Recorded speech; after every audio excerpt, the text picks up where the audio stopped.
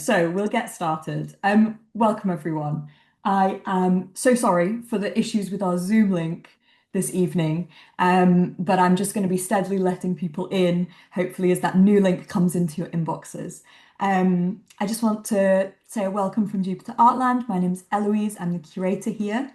And in terms of our schedule for this evening, we are very lucky to have Esther Leslie and Marguerite Humeau in conversation with us tonight. We will have time for a quick Q&A to conclude. So if you have questions, please type them in the chat and feel free to do that throughout the talk. And we will come on to those in the final section of tonight's event. If you're having further technical issues during the talk, please don't hesitate to let us know by using the chat function as well. And just a note for everyone that tonight's talk is being recorded and will be archived on Jupiter's website. So that's the housekeeping from me. Turning to our conversation this evening, we have on the screen gently looping some wonderful images of artwork by Marguerite Humeau. And I just wanted to offer a few words as to really why Marguerite's work is on display at Jupiter, especially for those who aren't able to see the exhibition in person. So Extraction, our current exhibition, is across two gallery spaces, and it examines the cultural, psychological, and environmental legacies of energy systems. Marguerite's work is included alongside works by John Gerard, Siobhan McLaughlin, Cal Rhodes, and John Latham. And rather than thinking about energy as a kind of linear story of progress, we really wanted to think about energy as a cycle and think about ourselves inside that cycle.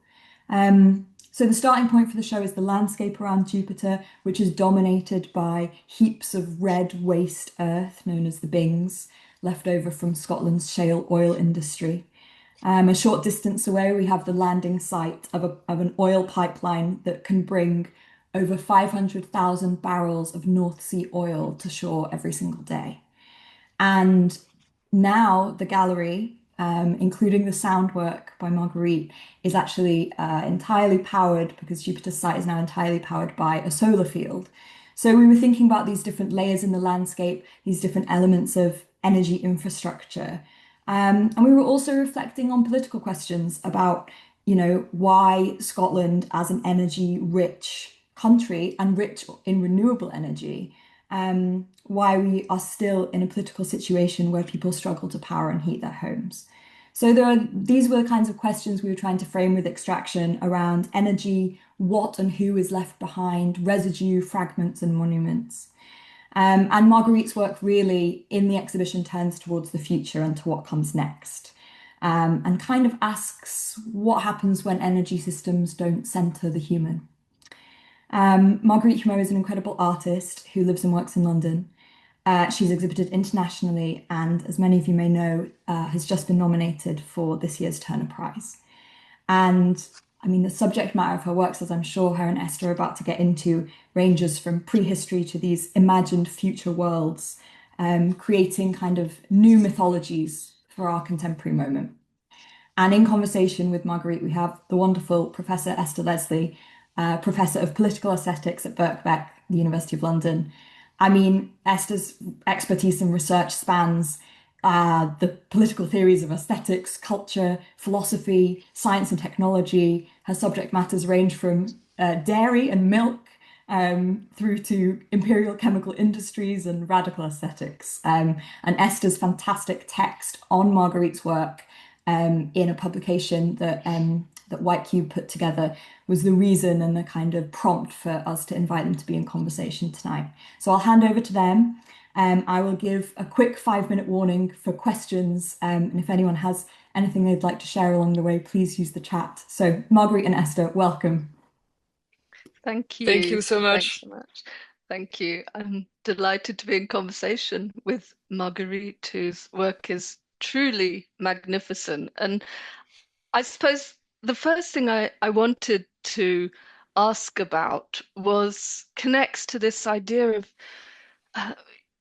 what you do has this relationship always, it seems, to deep time, as Eloise said, the prehistoric, but also this speculative line out into the future or imagined futures or other possibilities. So there's this real span within it, which, in some ways one could think, does that sit oddly with extraction? Or we think about extraction maybe as this exploitative and depleting process, but you offer us a way of thinking about extraction as a kind of extraction of imaginations and extraction as the reproduction of different energy sources and different um, imaginations and relationships to non-human beings and other intelligences and so on. So I'd like to invite you to say, how did you get to this point? The beautiful works in this current exhibition, which stem from a body of work called Maze. How did you get there? What came before, and what have been the impulses that have drawn you towards so much speculation, so much understanding of the deepness of time, questions about the origins of life and intelligence and sociality and so on? Yeah. So, I mean, yeah, it's been a long journey. At the beginning, I was more interested in the extinction of physical bodies. So, I did many artworks and projects that were related to that. My first artwork was called The Opera of Prehistoric Creatures, and I was trying to resuscitate the voice of extinct creatures by reconstructing their vocal tract. And that's kind of how I started to make sculpture, actually. I thought that that the only way to fully hear the voice in a way that would be organic of these ghosts would be to recreate them one to one as sculptures and inject compressed air into them, so I could hear and experience the voices of these living dead. And then I went on, I explored animal spirituality. I resuscitated the voice of Cleopatra, and then came the pandemic. And at that point, I think I felt I was a little bit at the end of a cycle. And I asked, I was one of these people who was getting quite scared about food food supplies. And so I asked a forager to teach me how to forage and eat my own food that I would have found in the parks of and streets of London. And that really became the entry point to all the research that then gave birth to the projects we're going to discuss tonight. Basically, suddenly I realized that extinction doesn't just relate to physical bodies, but there are many other things that can get extinct. Languages, I had explored a little bit when I was working on Cleopatra, but also, yeah, imagination, and really to think that that if you live surrounded by landscapes that you don't really see anymore, in a way they become extinct in your mental landscape. So this became really the point of focus. And also in parallel, I became completely obsessed with plants, like many people actually. Nothing very original there. But I guess what became quite unique in my research was that I discovered this amazing lady called Julia Graves, who is the world specialist of a theory called the doctrine of signatures. And the doctrine of signature is an old is an ancient decoder for the natural world, and it looks like at the form of plants and their colors and the time of the day when they bloom, when they open or when they close, their behavior or their structure.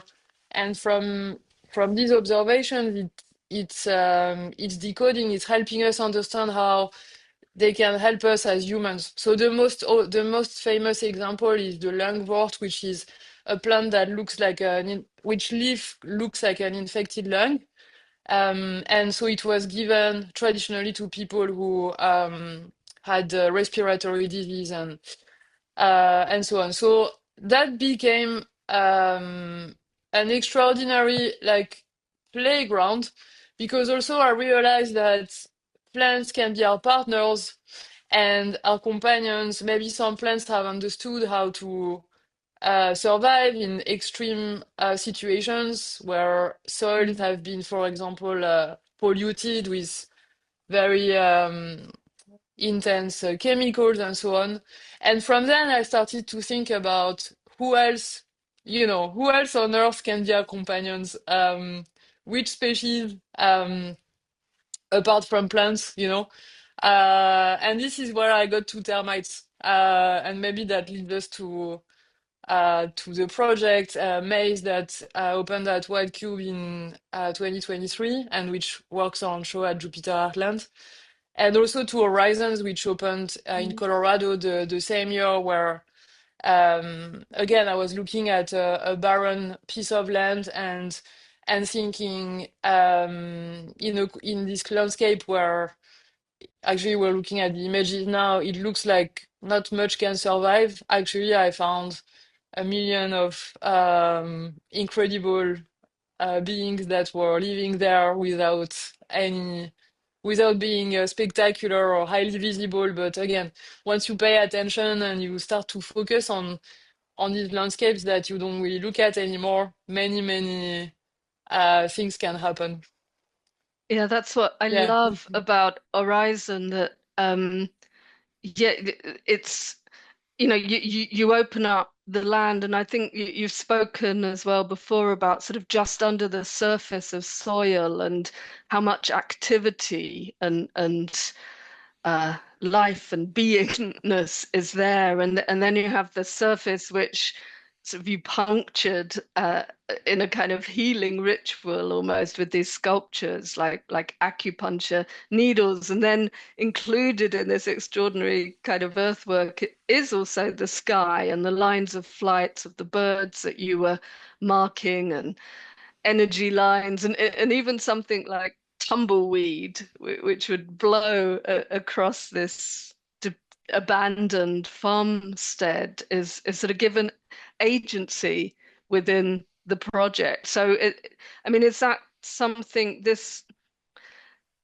It's like you bring into focus what is already there, but in the way you give it presence and the way you annotate it with sculptural works, it transforms completely. So you transform to that space, but you let it Yeah. transform itself in a way.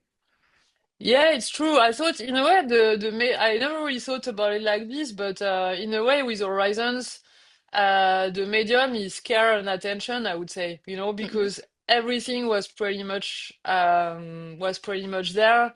I created these wind instruments that act as acupuncture needles for the land.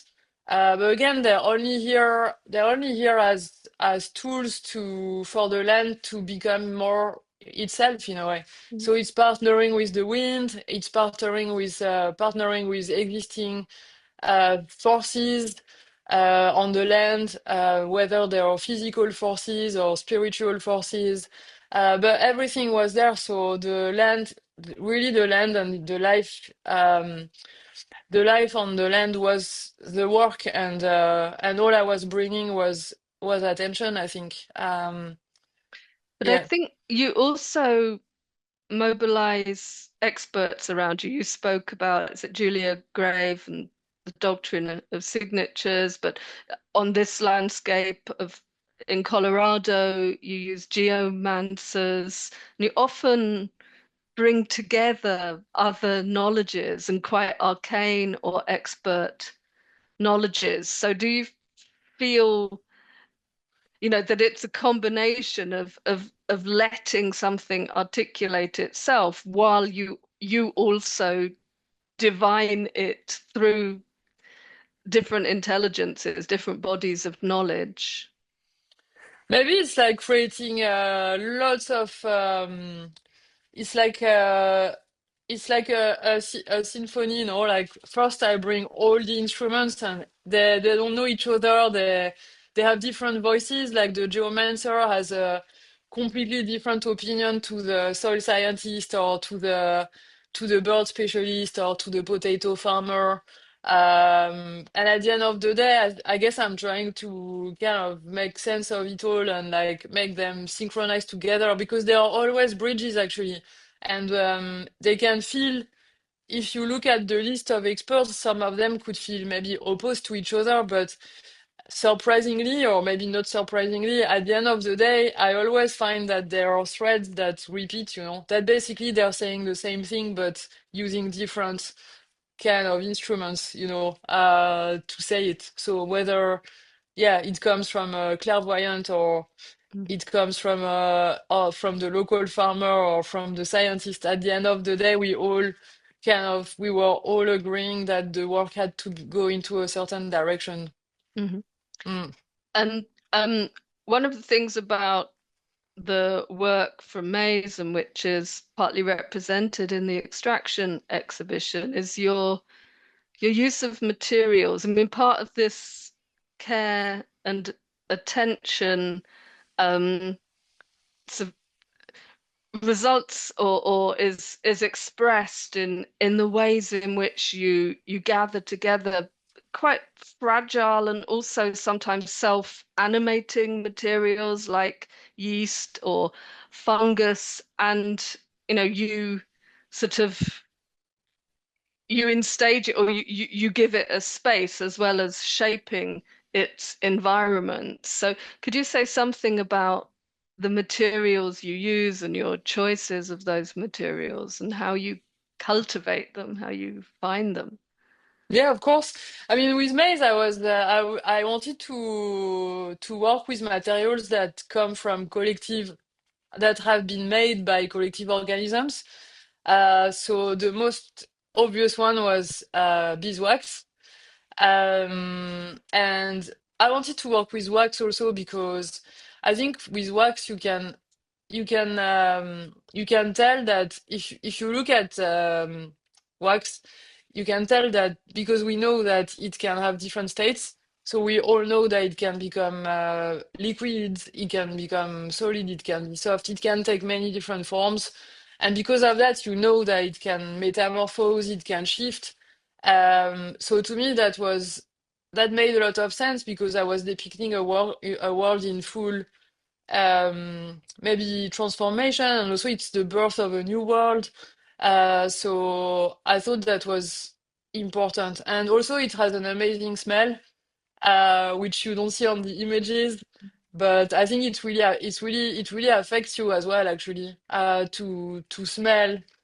It's quite a visceral smell that we also all know. So I think it's also the smell made the works feel somehow quite intimate, I think, because we all know the smell of beeswax. So it made them feel familiar. Hmm. And also like you want to get close to them, Hmm. like attractive somehow. Hmm. Um, a bit like a bee is attracted to the pollen of of a flower, for example. Yeah. So I think there was something like that. And at the same time, they felt a bit alien, you know. So I think the smell had this impact of creating, yeah, a sense of intimacy with the works. And And then I also, yeah, sorry. I was going to say, Yeah.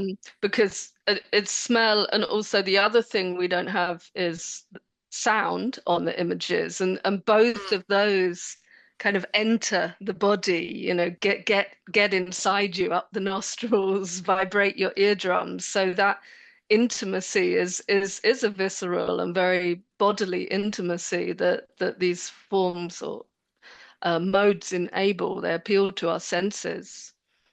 Yeah, totally. So for the sound, it was very clear. I wanted to work with a musician called Bendik Giske, and he uses a saxophone. I mean, his instrument is a saxophone, and he's using it in an incredible way. He's installed microphones inside his saxophone, and so when he plays, he can record different parts of the saxophone independently from each other. So to me, it made sense. It made so much sense to work with him because I was creating collective organisms, and in a way, it's transformed in his own saxophone from being one organism into becoming like an organism that's the sum of its parts, and that becomes like a collective as well. So I asked him to record different tracks, different heartbeats for these new collective organisms we were producing. And I asked him to give that I wanted to give the impression that it's like an orchestra that's trying to tune in but never really quite managing it. So he also came up with uh, a way that the loops never really repeat actually. So it's always evolving, and you're never hearing the same thing, and there are always like moments when you feel they're getting there, but they're never quite getting there together. So, and there are moments where you feel they're more in synchrony. So lots of shifts in the sounds. You also use sort of venom and elixirs and other sort of very potent liquids and forms that again uh, uh, uh, have the possibility of doing something to the body. We think of elixir, you think of eternal life, you think of venom, and these are poisons or debilitating materials. So, yeah, what is it like to work with those materials or to produce a specific elixir for an artwork? How did you come to that idea? And yeah, how do you do that? I don't really know how you do that. I'm still exploring. Yeah, for this work, I was interested in. I just thought of all the works as being. To me, it was like you were entering in a massive landscape, like a forest, and this and the sculptures, they're like guardians, or they're like totemic figures, maybe matriarchal figures of a new era. And I thought, what are they doing together? Why are they coming together in this specific moment? And so I thought, maybe they're all bringing something for to make an elixir of the collective. So I thought, what could be the ingredients of this elixir of the collective? So obviously there's honey. There was some honey that was made by bees that actually live on the rooftop of the gallery in Bermondsey. Um, and then I looked at termitomyces, which is the fungus that the termites cultivate, and which is the reason why they have come together, because they need to keep this fungus alive. So I also got some of this fungus that's part of the elixir. There was also yeast, because I thought of yeast as, yeah, a big part of my conceptual research was also thinking about what is our termitomyces as human? What is the substance that has kept us together since our origins? And I was thinking of yeast because that's how we make beer, that's how we make bread. And I'm pretty sure everyone will agree here that beer and bread bring us together. So there was yeast from different era. There was ancient yeast and more recent yeast, and also it's incredible that we've kept some of the yeast alive since like thousands of years. It's still the same, literally the same organism that's still alive and that's still keeping us together. And then I thought of was venom, because actually was venom. Obviously, it's poisonous, but in very small doses, it can also be have virtues for the human body. So I also included it in the mix. I really Um, like what you were saying about the sociality of bread and beer, that's brought about by yeast, and I was thinking of that idea of companion, which means the person you take bread with, the person you eat with. And I recall that you talk about your sculptures and elements of your artworks as kind of companions and guides who lead us into other worlds or other ways of thinking. So, is that, I mean, is that important to you, this sense of the artwork as itself a kind of companion or as a new sociality that you exist with? Yeah, definitely. It's the core. I would say it's even the core or the really great starting point of all my recent projects, like to think of who can be our companions, you know. And for example, with termites, I mean, they've been living on Earth for millions of years, you know, so we're just like a little blip in the history of life on Earth, you know. And termites, I mean, obviously we're scared because of changes we have made, like we're inflicting to ourselves. Um, but termites have resisted very extreme climate changes, and so over time, I mean, so surely there's something we can learn from them. And so yeah, and so this idea of companionship is definitely really important. I think it's also being, it's not only in my research and starting point, but also it's being translated in the sculptures themselves. Like I spend a lot of time thinking about empathy and like the encounter, like how do I want, for example, the works we're seeing here, like I thought of each of them as how do we encounter them for the first time, like how do they come across, like how tall are they, you know, are they bigger than human, are they human scale, are they smaller, like are they cute, you know, are they cute, do we Mm, want to care for them, or are we mm, terrified by them?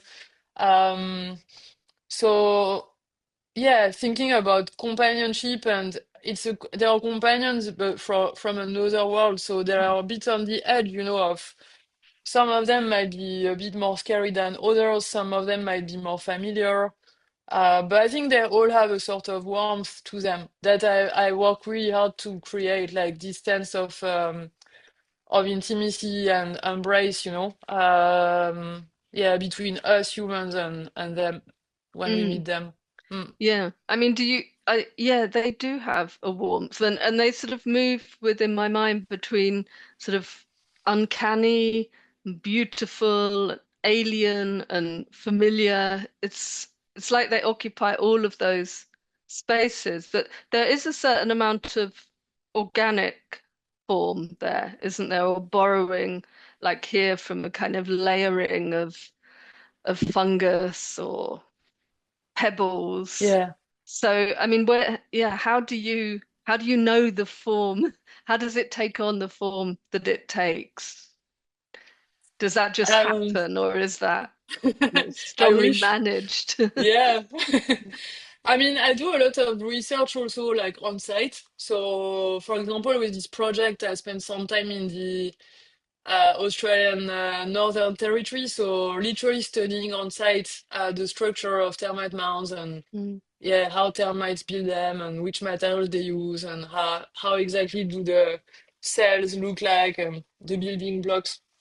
And then further research from photographs of beehives and all these collective structures. So do a lot of many like drawings before, like in the early stages of my projects. And then with this specific project, actually, I became more interested in defining the building blocks. So rather than designing maybe in previous projects, I had been designing the works and then building them.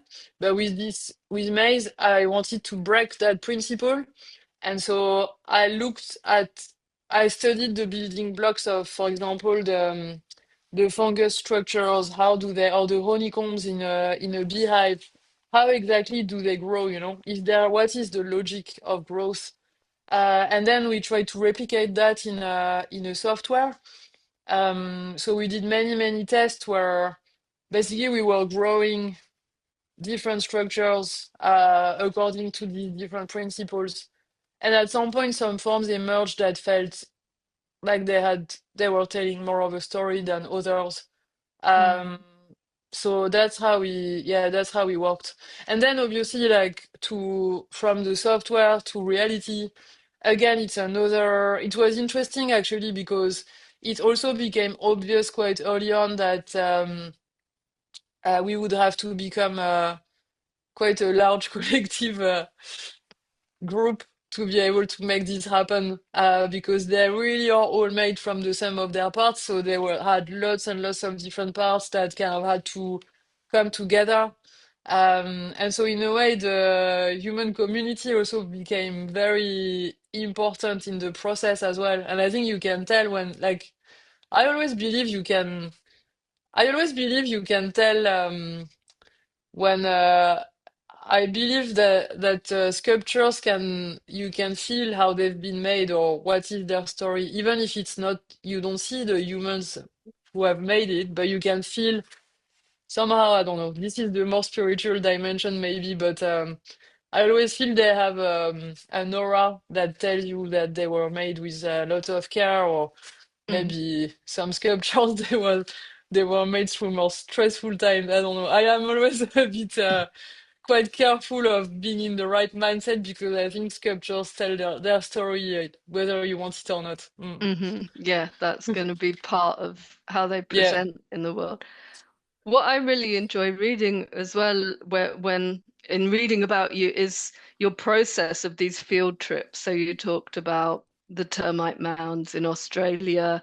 I read recently about your trips into the darkest bat cave somewhere in the world. And this brings me to that theme of energy, because that's so much what is galvanized in the extraction exhibition, where there are solar fields at Jupiter Artland, and they're sort of working with energies.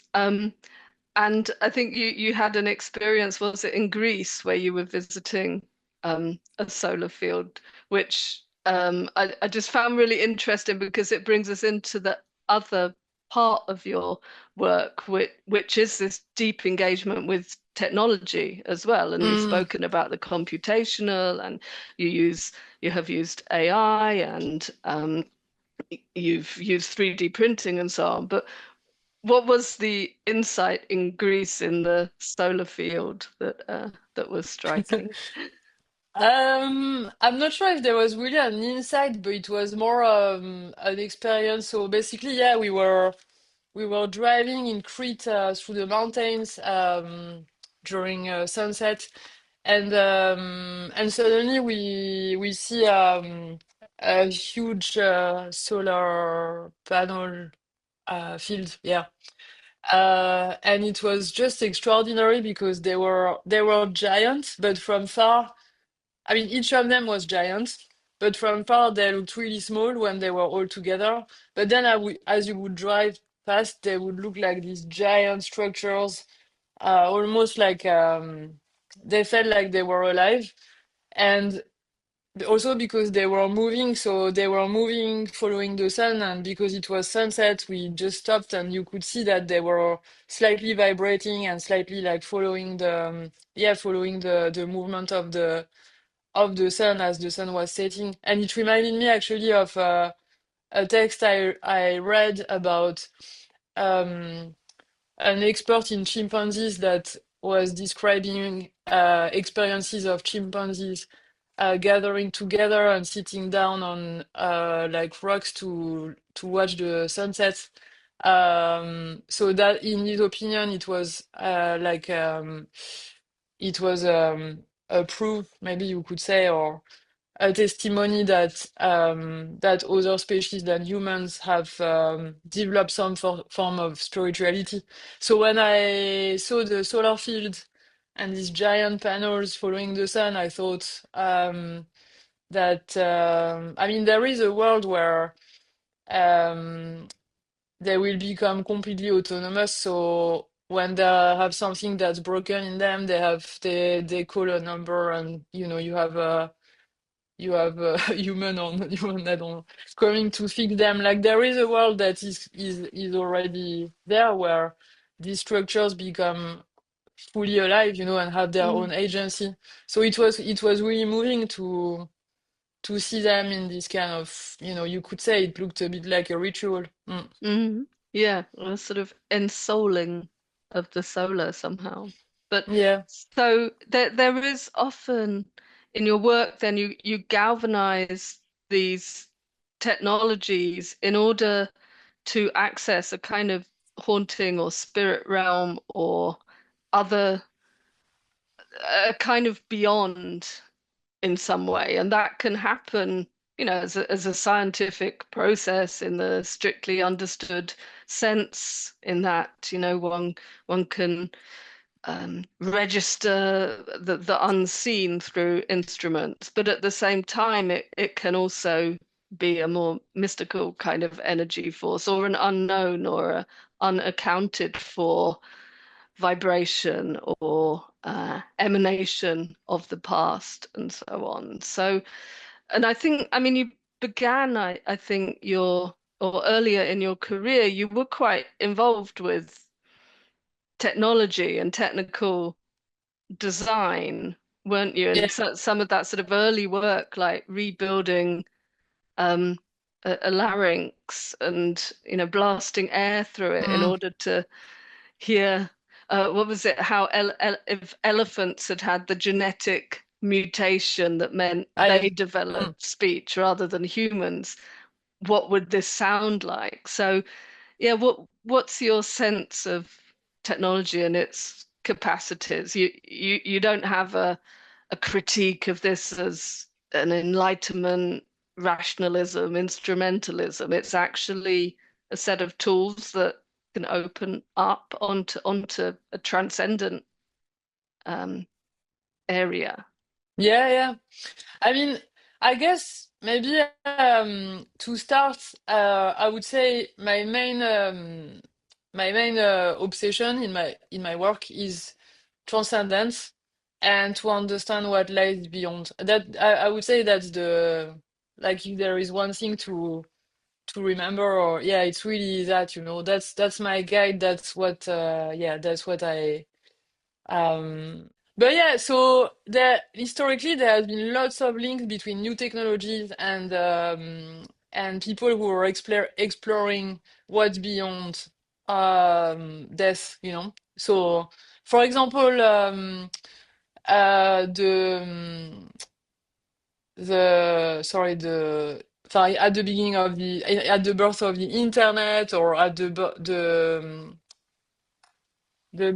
beginning, sorry, the origin of the telegraph, for example, was used, I think, in the US by two sisters, the Fox sisters, who were trying they were calling it celestial telegraphy. So they were borrowing the technology of the telegraph in order to talk to a ghost that they thought was haunting their house. Mm. Um, so I was interested in that, and actually, yeah, many of my works, and it's true, maybe more intensively in my early works. I was using um, I was using new technologies, for example, synthetic voices, like AI voices, as a way. For example, when I resuscitated Cleopatra's voice, in a way, I was using new technologies related to speech synthesis to be able to hear the dead. I also did a work that I never ever shown again. um, like one of my first works, it was called the Angelic Organ, and it was an instrument made of glass, of like spinning glass balls. That was a reenactment of an instrument that again was thought to be able to somehow bring the ghost to life, or to ask them to invite them into a room. And that's been a recurring theme in my work. And actually, when I was researching maze, I also had a little séance with an artist who is dead now, um, via GPT. I think you can't do it anymore actually, but Mm. I thought GPT is like based on it's like the collective consciousness, so it's the sum of all of our conscious and maybe unconscious human mind. So I thought that would be interesting to use it a little bit like the Fox sisters used the telegraph to communicate with the dead. I like that Yeah. idea. It makes me think of, as it Marx's idea of the general intellect, which Mm. is like, this collective intelligence that then just becomes a kind of resource that's handed on. And that would be maybe the most benign way of thinking about ChatGPT and AI and its own extraordinary extraction from a lot of previous work or dead labor or old thoughts, but sort of reanimating them in new formations in the present. And I think I like, the fact that, I mean, in a way, the way that you move so fluidly between more ecological concerns and high technology and the scientific and the more ritualistic, that's what I think makes the extraordinary richness of your work. I want to thank you both so, so much for your time, for your Pleasure. endless patience with our technical difficulties, with our hacking interruption. I just can't thank you both enough for such a rich and sustaining and beautiful conversation this evening. And thank you, Marguerite, for very kindly lending us your works for our show here.